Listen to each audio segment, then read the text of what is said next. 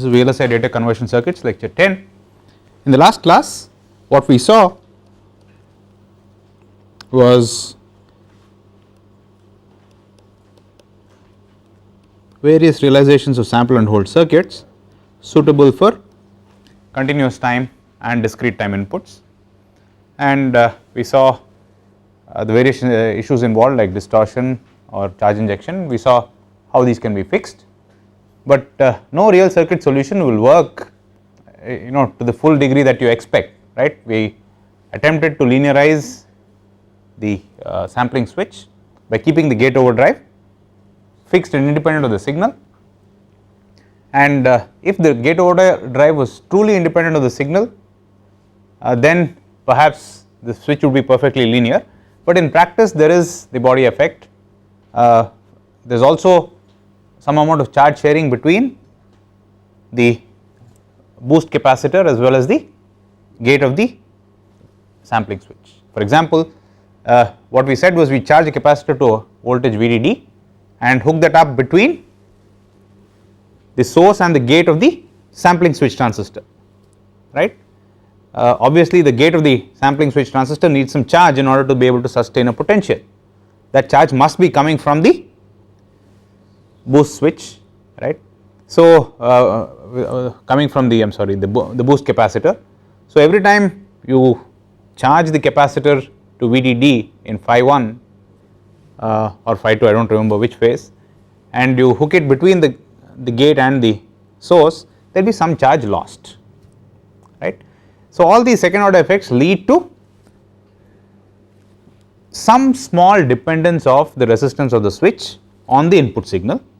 So they will indeed cause distortion. This distortion may be very small, right, but they will indeed cause distortion, and so will the body effect. So as soon as you designed a circuit like this, the first thing that you would like to find out is how good is my sample and hold, right. So where, for example, the input here is continuous time, and what we are interested in is not the waveform across the capacitor at all instants of time. We are only interested in the samples of the voltage across the capacitor, right, at the end of the sampling cycle or during the hold phase, right. Technically speaking, the value that is going to be processed eventually is the held value on the capacitor. So what we are interested in is the distortion, or we are interested in the properties of the sequence of voltages which are on the hold capacitor, right. So in other words, let us say we have a continuous time input signal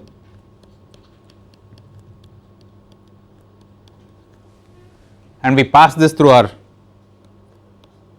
sample and hold system or track and hold system. The output of interest is the sample sequence x of n, and traditionally we have been used to analyzing nonlinearity of systems or testing nonlinearity of systems using what is called the sine wave test. The idea is to put in a pure sinusoid into a system. If the system is a linear system, we know that the output must only contain components at the input frequency, right, if we are talking about a continuous time system. So the moment harmonics start showing up in the output, you can say that definitely the system is not linear. So a degree of how linear the system is how small these harmonic components are in relation to the fundamental component that you put in, right. So since we have been used to this way of testing continuous time systems for a long time, it makes sense to see if we can do a similar sort of thing with a sample and hold where the input is continuous time but the output is discrete time. So before we get into the specifics, a couple of points that I would like to point out is, if we have a continuous time sinusoid and we sample it at a rate fs, then the sequence you get will be of the form cos 2 pi f in times n by fs, right. So, this is the, let us say, this is the output of the sample and hold, provided it is ideal. Now, this is a discrete time sinusoid. As we know, not all discrete time sinusoids are periodic, correct. So, what constraints must be satisfied by Fn and Fs to ensure that the discrete time sequence is periodic? First of all, I mean, we figure that out, but first of all, why are we interested in making the discrete time sinusoid periodic? I mean, basically what we have been used to is in the domain of continuous time systems, we look at the output of the system, we decompose it into a Fourier series and measure the strength of the second harmonic component and third harmonic component, which are basically saying I will compute the Fourier series of the continuous time output and look at coefficients of the harmonics, which are basically terms in the Fourier series. So, we would like to attempt an analogous situation here, which is you compute the Fourier series of the output, which here happens to be discrete time, and if you want to compute a Fourier series, it only makes sense if the sequence is periodic. So, that is where we start off, and we are wondering now whether this sampled sequence is periodic, and by definition what is a periodic signal? It must be identical to something which has been shifted by n samples, because the sequence is discrete time, right, which means that if the sequence has to be periodic, cos of 2 pi f n times small n by f s must be exactly equal to cos 2 pi f n times n plus capital N by f s, where the large case n denotes the period of the discrete time sequence, right. Now, what this means is that this is simply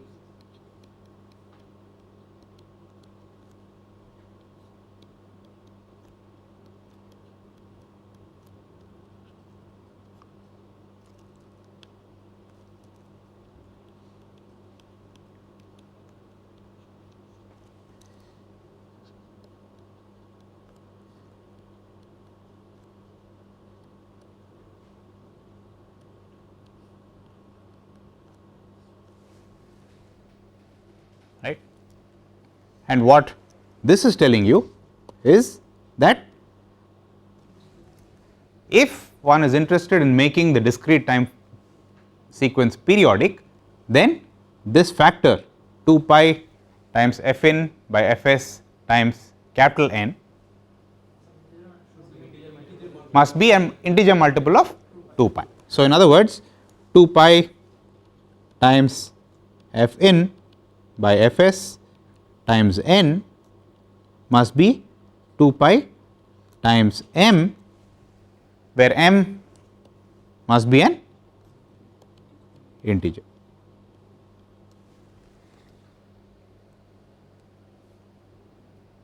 right, which means that f n by f s must be of the form m by n.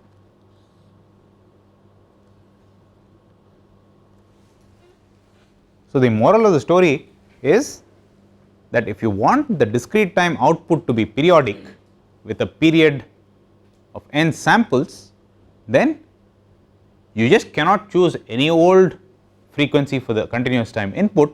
It must be related to the sampling rate in some way, and that way is that the ratio of the input frequency to the sampling frequency must be of the form m by n, where m is the m and n are integers, right. So, this is the first thing that one has to bear in mind. Now, suppose we choose Fn this way, in other words, if we choose Fn to be m by n times Fs, then the resulting sequence is periodic by the choice of Fn, right, and the period is n samples. Now, what we have at hand is a periodic signal with a period of n samples, and this can be decomposed into a discrete time Fourier series, right. This is very analogous to the continuous time Fourier series that you are probably more familiar with. Okay. So, x of n can be expressed as the sum of many sinusoids. In the continuous time case, how many sinusoids would be necessary to express an arbitrary continuous time signal? Infinite number of Fourier coefficients would be needed. However, in discrete time you need exactly n sinusoids, and the usual thing we write them as sum of complex exponentials, right, with the understanding that the coefficients for a real signal will be, the magnitude will be even and the phase will be odd, so that when you add them up the imaginary terms go away, right. I am sure you are all familiar with this from your DSP classes. So, in general, therefore, this must be the sum of k sinusoids, right, each with a frequency of, what is the fundamental frequency? The fundamental frequency of this decomposition will be 2 pi by n, right, and its harmonics. So, the harmonics will be multiples of 2 pi by n. So, there will be k, and you have the sequence index which is n, and k must run from 0 to n minus 1, very nice. Okay. All right. So, I will now introduce you to some jargon. You might have already heard this.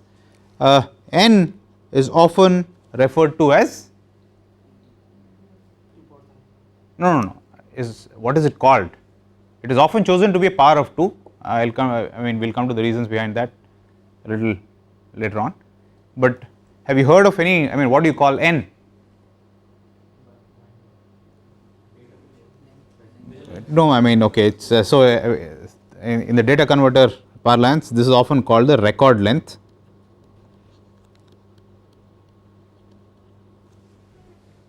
Okay. It is merely the period of the discrete time sequence that you are analyzing, all right, and this, each of these frequencies 2 pi by n times k, right. So, this will be 2 pi by n twice 2 pi by n all the way up to 2 pi by n times n minus 1, and these are what are called frequency bins.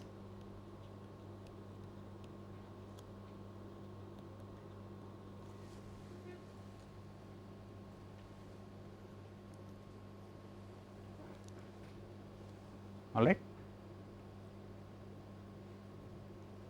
So, what do you think each spacing of the bin corresponds to in continuous time?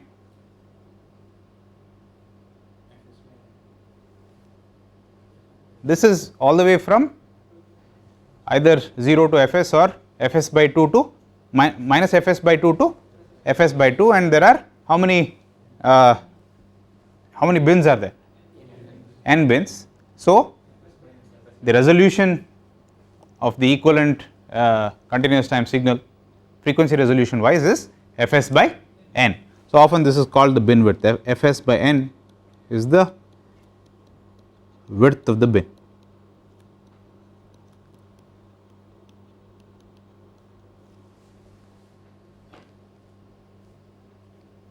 All right.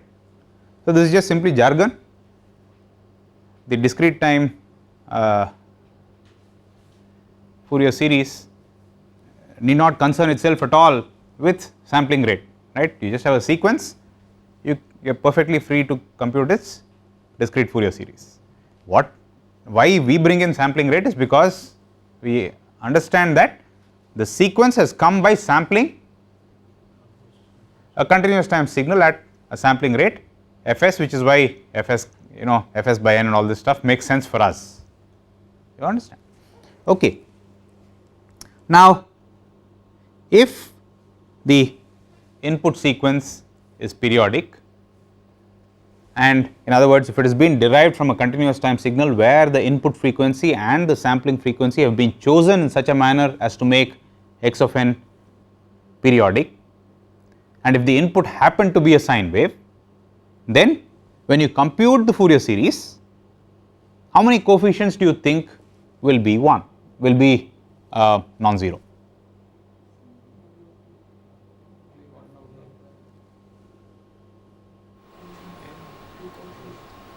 Pardon?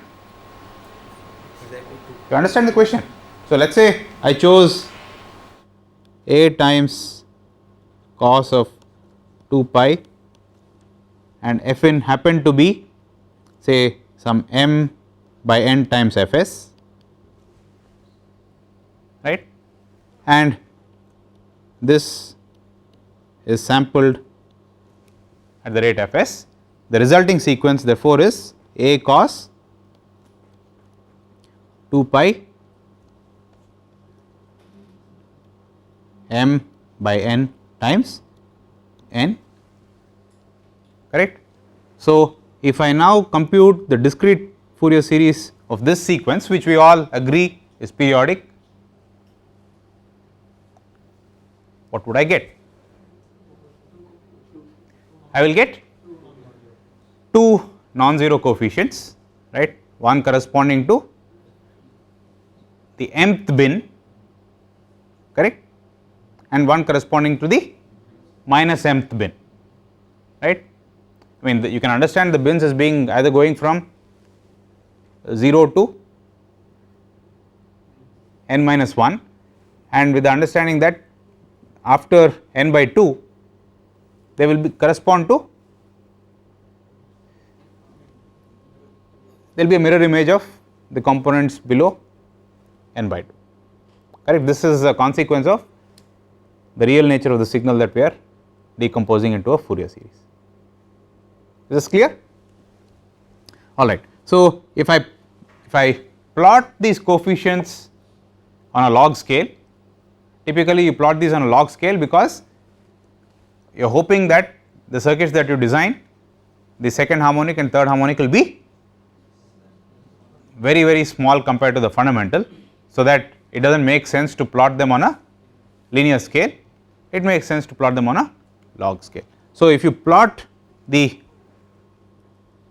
discrete Fourier series coefficients on a log scale with the index running from 0 to n minus 1, you will see, or you expect to see, 2 spikes, one at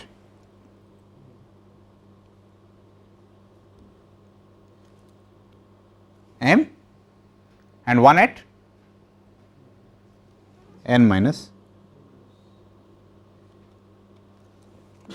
So, this is, sorry, I am not a very good artist, so on somewhere here.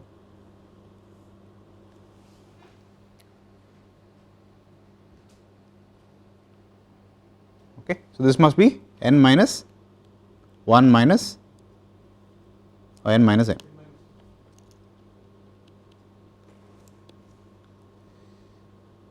This is the axis of symmetry.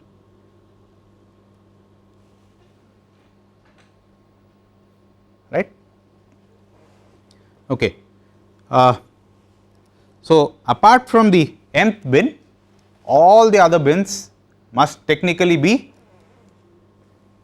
0. So, if you plot them on the log scale, log of say modulus of the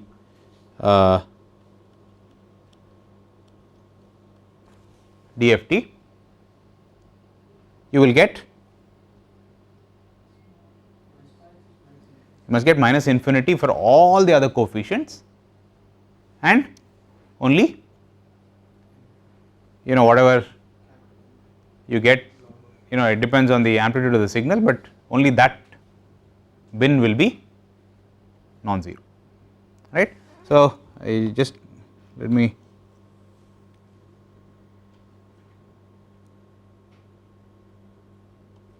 show you an example.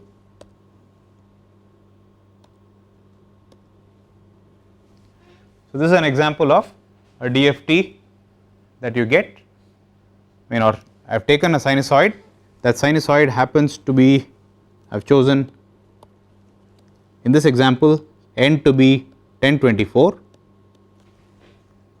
right, and Fn by Fs I have chosen to be 129 by 1024,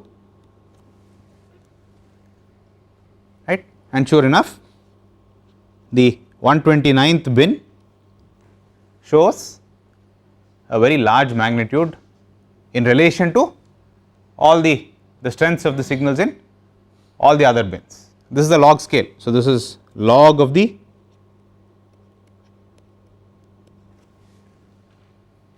magnitudes of the Fourier coefficients as I run the index from 0 to 1024. Okay. What is this telling you?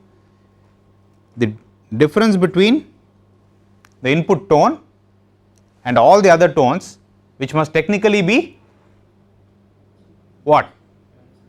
It must technically be infinite. Why? Because one is log 0, which is minus infinity, but machine precision will limit the ratio that you can get, and typically when you do this, you will find this is actually 20 log mod am. So, this difference in dB is about 300 dB. That is what you would expect with a regular computer. You understand? Okay. I mean, there will be quantization effects when you compute the Fourier series coefficients because of finite precision effects and all this other stuff, and okay, this is what you get.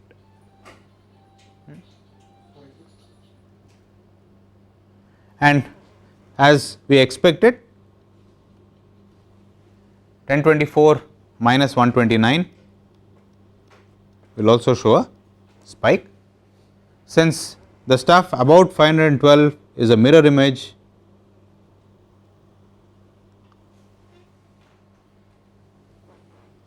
of the bins below 512, okay. As far as magnitudes are concerned, we just need to worry about 1/2 of these coefficients. Is this clear? All right. Now that we understand this, let us move forward and see what happens in our sample and hold. What we saw last time was when the sampling switch is nonlinear, you can model it as the input being distorted, right, due to the second and third order coefficient, nonlinear coefficients of the resistor, and then, so this is a nonlinearity, and then you have an ideal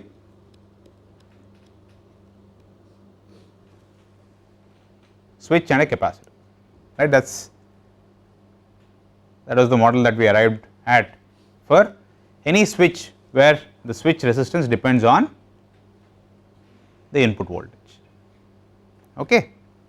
So, now because this element is nonlinear, if the input was a sinusoid, what can you say about the components of the signal there? Please note that that is still a continuous time signal. So, what do you think if this was Fn, what kind of frequency components do you expect to find at the output of the nonlinear block? You will find multiples of Fn, okay, and even though Fn may satisfy the Nyquist criterion, clearly it is just a matter of counting high enough, you will find some harmonic which does not satisfy the Nyquist criterion. Okay. So, if this is Fs, right, soon enough you will find a harmonic which does not satisfy the Nyquist criterion. So, it will, when you sample it at Fs, what will happen? It will alias back. Okay.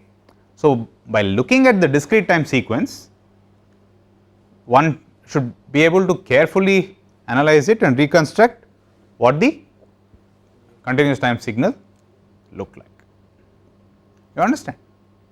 So, let me illustrate this with an example.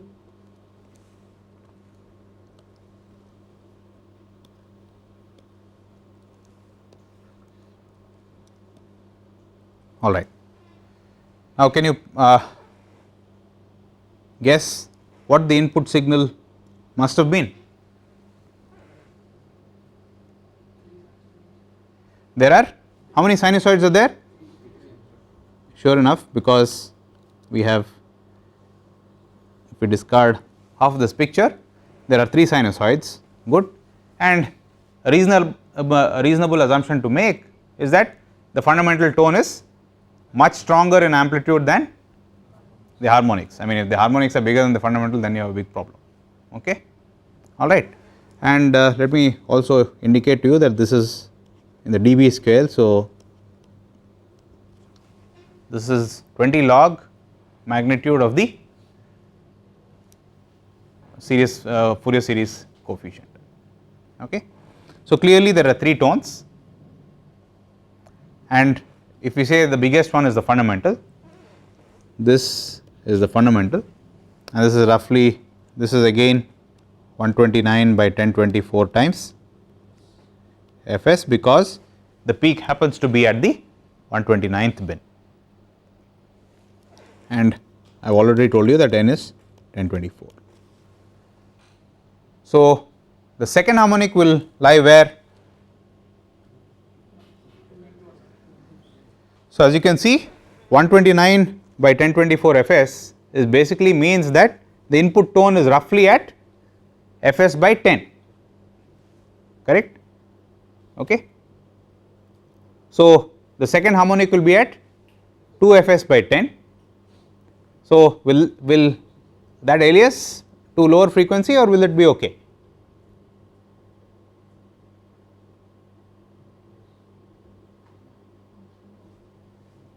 If the input frequency is roughly Fs by 10, the second harmonic is at what frequency?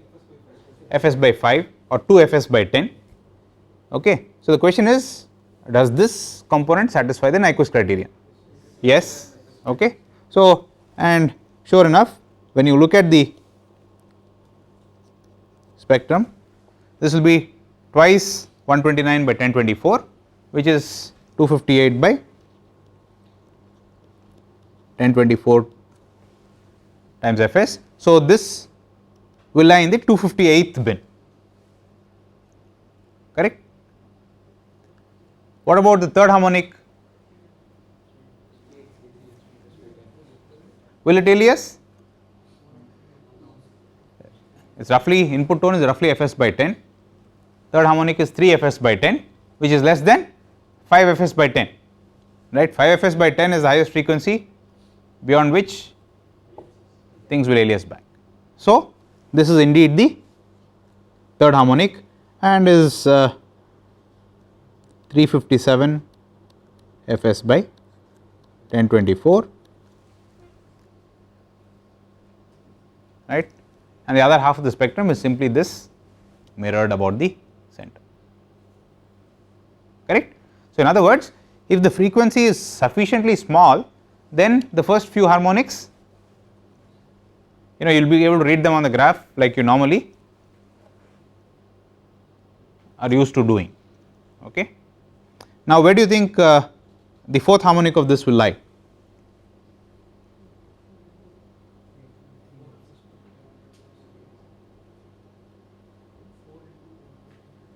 Two 58 times 2 is what? 516 by 1024 times Fs.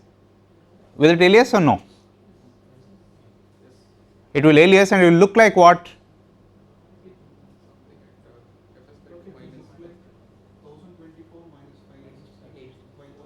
so it will look like 516 and 512, right. So it will look like 508 Fs by 1024, okay, all right.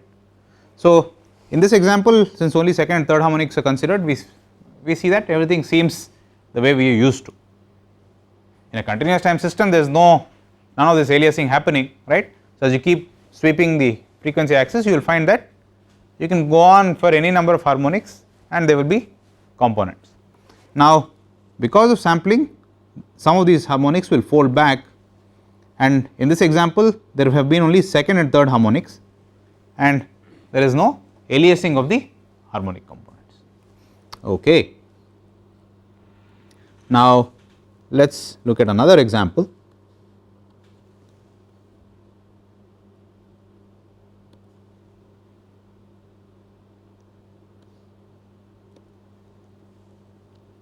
This shows the log magnitude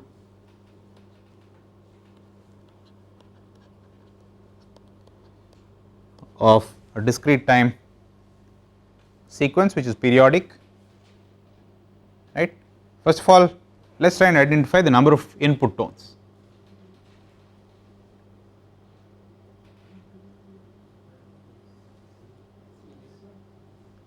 How many input tones are there? So you discard one half of the picture. So how many tones are there?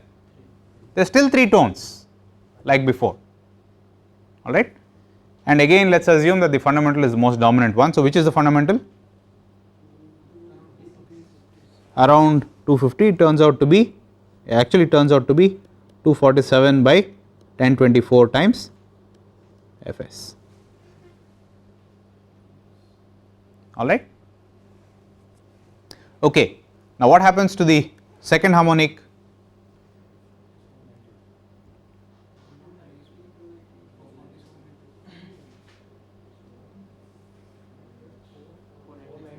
(494). So which is the second harmonic? So this is the second harmonic, all right. So this is 494 by 1024 times Fs. What happens to the third harmonic? It will alias back because clearly the third harmonic is too high in frequency. Roughly the input is at 1/4 the sampling rate. So the third harmonic is at 3/4 the sampling rate, which will after aliasing look like roughly 1/4 the sampling rate. So the third harmonic is actually this guy, you understand. So this is the second harmonic,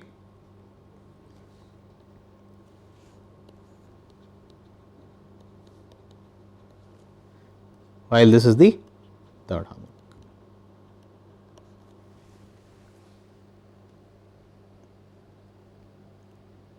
Right. So if there are higher harmonics, now for example where do you think the fourth harmonic will be?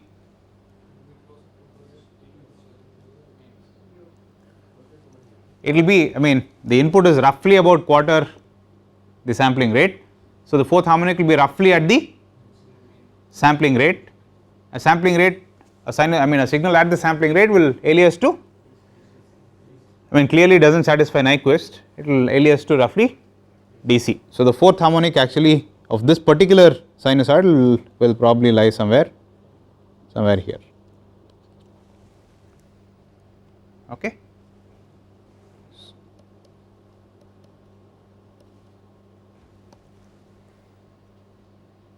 Does it make sense? So when you interpret the spectrum or the Fourier series decomposition of the periodic output sequence of a sample and hold, or going forward this is going to be quantized also, okay, you need to be careful in looking at the spectrum and figuring out which tone is actually what, you understand. I mean if you are very naive and looked at the spectrum, right, I mean you would be very confused, okay. I mean typically you expect the third harmonic to be if at 3 times the fundamental, right, but you do not see any of that happening. You see some tone very close to the input, and you could mistakenly conclude that there are actually two signals, one which is getting distorted by a second order distortion, right, and another tone which is close to the input tone. Okay. But if you know that this came from a sample and hold, the tone which is sitting right next to the input tone is not really some rogue tone, but it is the third harmonic distortion which is gotten aliased because of sampling. You understand? Does it make sense?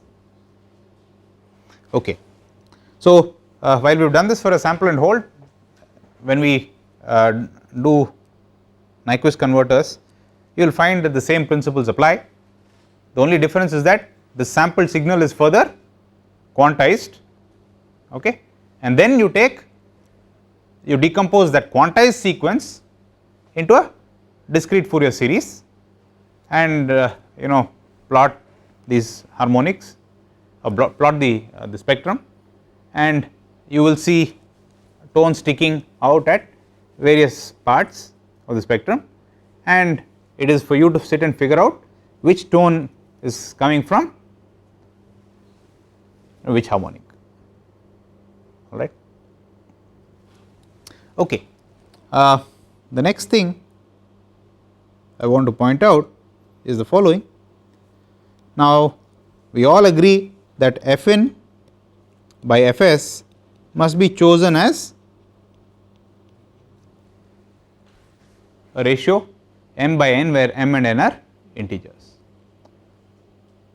A few of you kind of said n must be a multiple of 2, or rather a power of 2. So, why should n be a power of 2? Yeah. So, yeah, technically speaking, there is nothing illegal about decomposing any arbitrary sequence, okay, into its Fourier series components. It just so turns out that if the length of the sequence is a multiple of is of the form is some 2 power something, then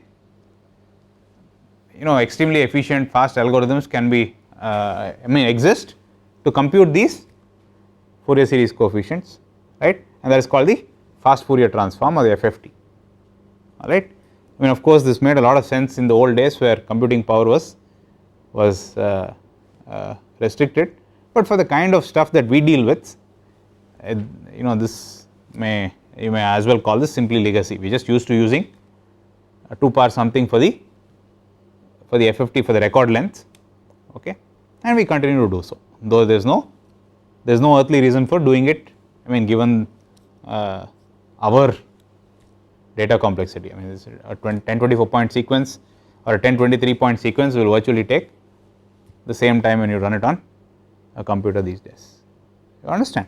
So, traditionally this is chosen to be a power of 2. So, let me call this 2 to the power p, and in our example this happens to be 2 to the power 10.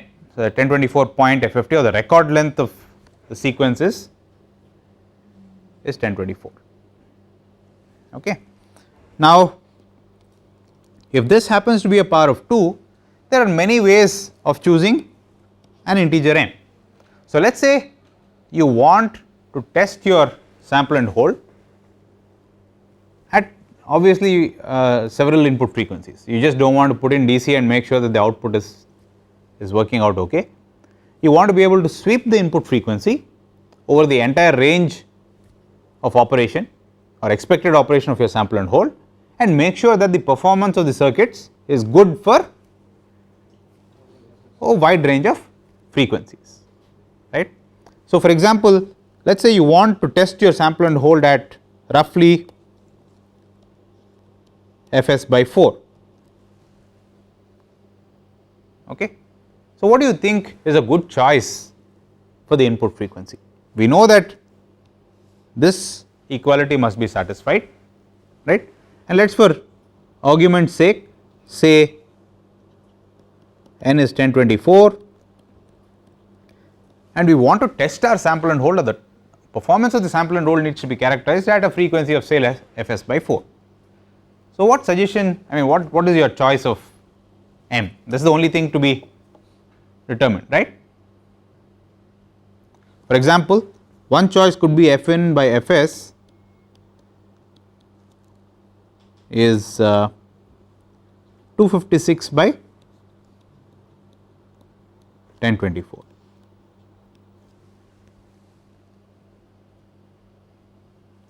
And sure enough it satisfies this constraint, m is an integer, n is an integer. Okay. So, can you make any comment about this particular choice? For example, 256 is okay, 255 is okay, 257 is okay, all of them will result in an input frequency which is about fs by 4. Please note that this constraint is only needed so that the resulting discrete time sequence is periodic. It is only a trick for characterization. It does not mean that the input will not, I mean the sample and hold will not work if this equality is not satisfied. Does it make sense? And as it turns out 256 or 255 or 251 or 257, all these numbers for n seem like reasonable choices because they are all integers. Okay. So, let me say I choose 256 as m. So, Fn by Fs is 256 by 1024. What do you think will happen?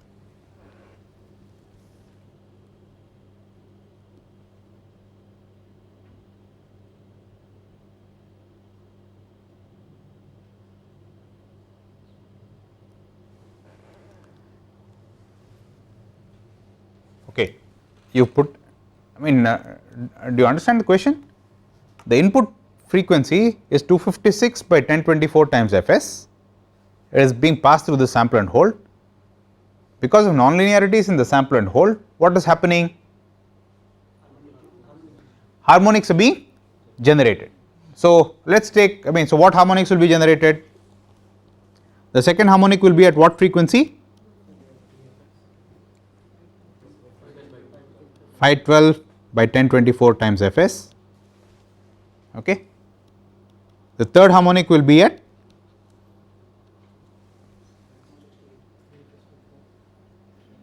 which bin of the FFT will it fall on?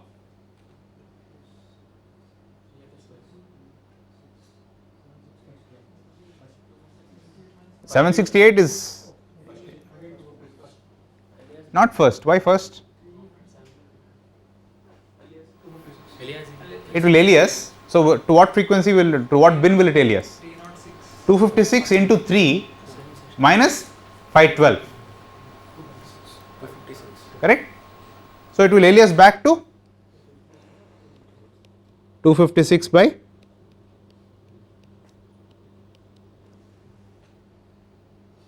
correct? Does it make sense at all? Alright. What will happen to the fourth harmonic? It will go to DC. Fifth harmonic?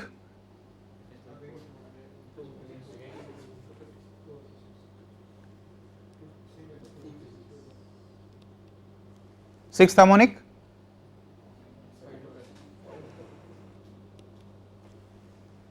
Okay. What about the seventh harmonic? 256. So, 3, 5, 7 etc. will all alias to one bin, the same bin. Okay. There will be some components at DC which correspond to the 4th, the 8th, the 12th harmonics and so on. Okay. You understand? So, what is happening here?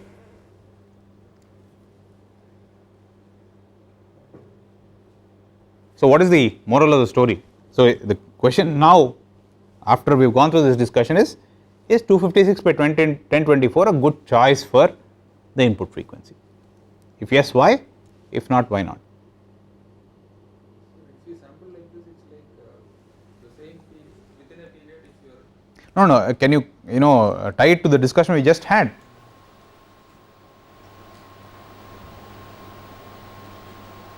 What did we just discuss? if the input tone was of the form 256 by 1024 times Fs, then we find that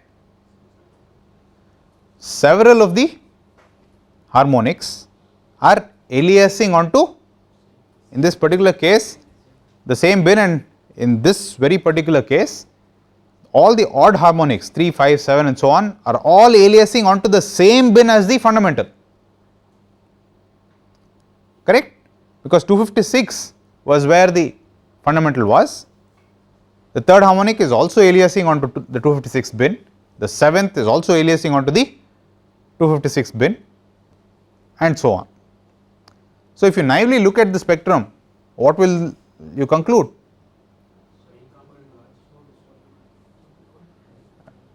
There will be something at DC corresponding to the fourth and all this, fourth, eighth and so on, but you do not know, you are just looking at the spectrum trying to infer what the sample and hold is doing, right. And if I choose this particular input frequency, it looks as if there is a DC offset, right, which I say, hey, DC offset is okay with me, right, because I know it can be fixed in the system. Then there is a tone at Fs by 2 which corresponds to the second harmonic, but there seems to be no other harmonics at all, right. You understand? If you simply look at the spectrum, there will be no other harmonics because all the harmonics have aliased onto the same bin, and in this particular case it is they have aliased onto the fundamental bin itself, right, thereby wrongly leading you to conclude that the performance of a sample and hold is a lot better than it actually is. Do you understand? We will also come to a time domain understanding of this, but in the frequency domain we can see that if you make a poor choice of M, several harmonics will alias onto the same band or into the same bin, thereby making it very difficult for you to discern various harmonics, okay. And sometimes they can also, if in this particular choice, for this particular choice of frequencies, for example, we see that all the harmonics, odd harmonics, alias onto the bin where the fundamental lies, right. And then you can look at the spectrum and say, wow, my sample and hold is working great because I do not see any odd harmonic distortion at all, right. So, you are basically fooling yourself by a clearly inappropriate choice of input frequency. The sampling frequency is fixed, right. So, the input frequency is the one that you have choice over, and you have chosen a particularly bad value. And why is this bad?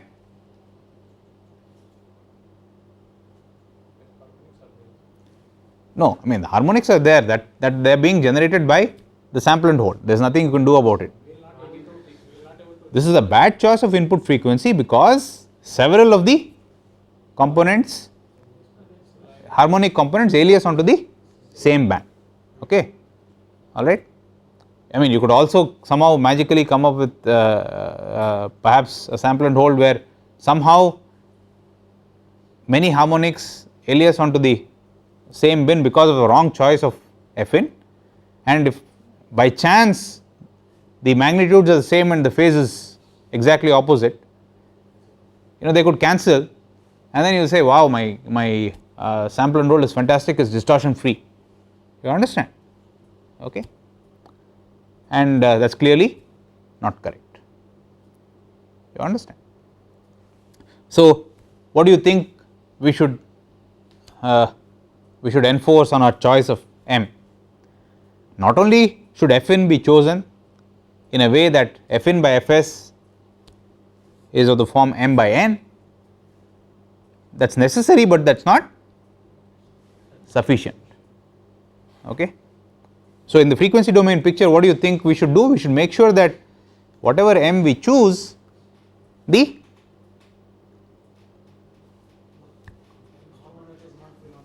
harmonics should not fall on the same bins, you understand. I mean a case in point being here, for example, we chose the input frequency to be 247 by 1024 times Fs, and note that this is the second harmonic and this is the third harmonic. If we had pushed this 247 to 256, what is happening?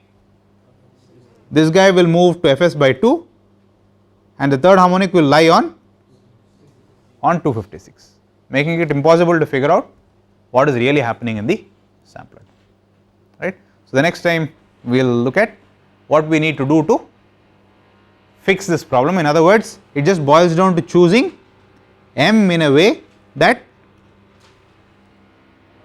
harmonics do not alias back onto the same bins, multiple harmonics do not alias into the same bin.